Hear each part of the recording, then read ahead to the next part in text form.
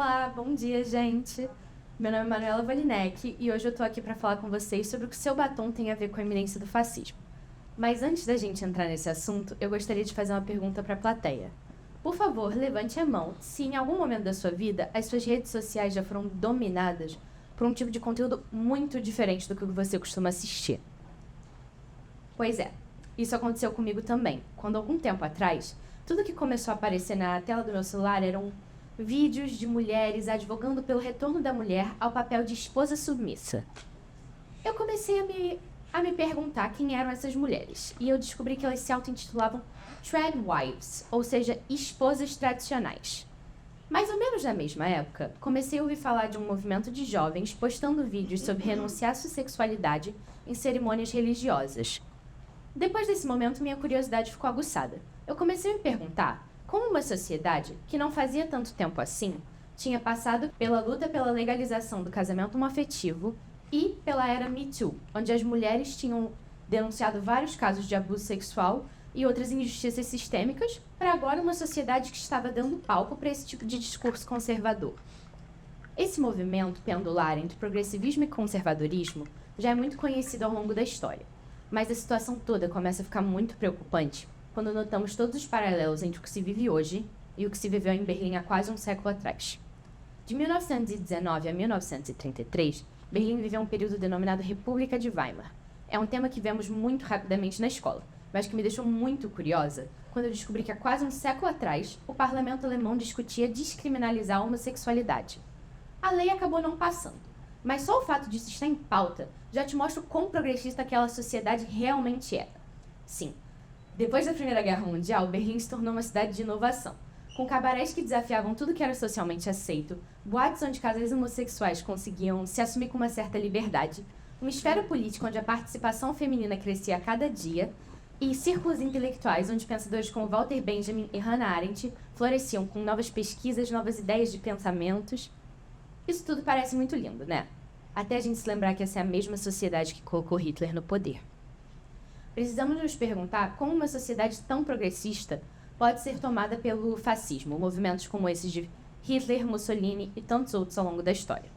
Acho que a primeira pergunta que a gente deve se fazer é o que nesse período foi a base para a radicalização. Conseguimos apontar com facilidade 3 coisas: a economia em crise e a inflação alta, um sentimento de glória nacional perdida e uma sensação de pânico moral acerca do progressivismo social que se vivenciava. Mas você ainda deve estar se perguntando o que o seu batom tem a ver com tudo isso. Bom, na verdade, o batom sobre o qual eu vou falar com vocês é o índice do batom. Esse é um indicador econômico informal que relaciona o aumento das vendas de batom com uma situação de decadência econômica, sendo usado para medir o futuro da economia. O The Economic Times relatou que em 2001 e 2008, em épocas de incerteza econômica nos Estados Unidos, enquanto o PIB do país despencava, as vendas de batom disparavam. Mas, para além desse aspecto econômico, o batom, mais especialmente o batom vermelho, cumpre um papel social. Atualmente, ele é muito usado pelas Tradwives como parte da iconografia dessa mulher tradicional, mas nem sempre foi assim. Muito pelo contrário. Durante a República de Weimar, lá na Alemanha, o batom vermelho ele era usado como um símbolo de autoexpressão, liberdade individual e empoderamento feminino, chegando até a ser proibido durante a Alemanha de Hitler. Através desse exemplo do batom, a gente consegue ver claramente como depois de uma era de ganho de direitos que tenta pelo progressivismo, existe uma tentativa de repressão por parte das instituições tradicionalistas. Simone de Beauvoir falou que basta uma crise política, econômica e religiosa para que os direitos das mulheres sejam questionados, mas na verdade eu acho que isso se aplica a todos. A liberdade ela não é tão assegurada quanto parece. Ela é uma luta constante.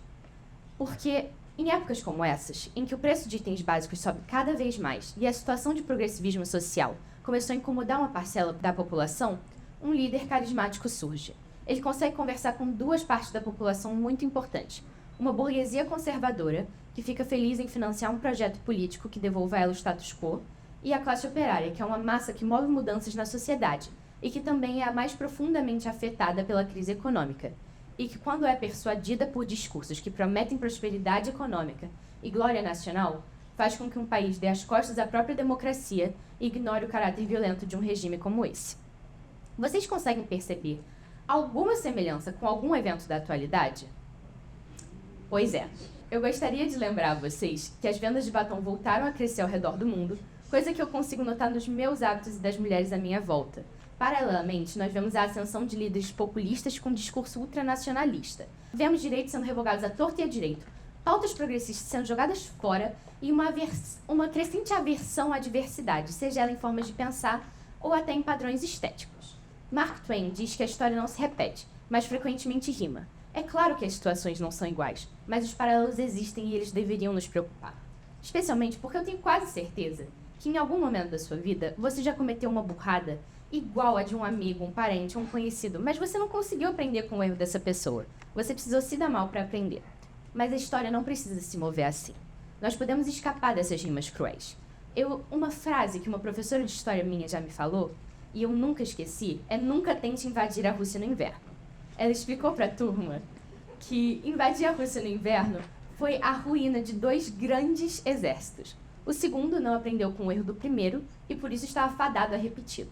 Mas com esse aviso, ela nos urgia a fazer diferente, a olhar para o passado e entender o presente, e assim quebrar esses ciclos. Um grande erro um século atrás foi a complacência da comunidade internacional e das populações, que preferiram ignorar o caráter violento desse regime e fazer vista grossa até que fosse tarde demais. Consequentemente, as vidas de milhões foram perdidas. Judeus, eslavos, sindicalistas, pessoas com deficiências e homossexuais e tantos outros que desafiaram o regime, diretamente ou não, pois para um regime como esse, qualquer divergência de um padrão é uma oposição. Com essa palestra, eu gostaria de convidar vocês para olhar para o agora, para olhar à sua volta e a se recusar a acreditar que coisas como uma saudação nazista podem ser inocentes, porque não são. São apologias a um regime violento que tirou a vida de milhões. Se recuse a se tornar parte de algo com que você não compactua, não seja cúmplice. Martin Luther King falou uma frase que é mais importante do que nunca. O que me preocupa não é o grito dos maus, é o silêncio dos bons. Não fique em silêncio. Continue conversando com aqueles que estão sendo levados por um discurso sedutor. Não permita que essa potência de mudança que são as massas sejam usadas para apoiar um regime violento. Continue questionando, continue olhando para o mundo à sua volta de forma crítica. Se pergunte a quem os ideais sendo propagados na tela do seu celular realmente servem. Pois só assim, só olhando para o mundo de forma crítica e informada, é que conseguiremos impedir que o presente se torne um espelho distorcido das tragédias do passado. Muito obrigada!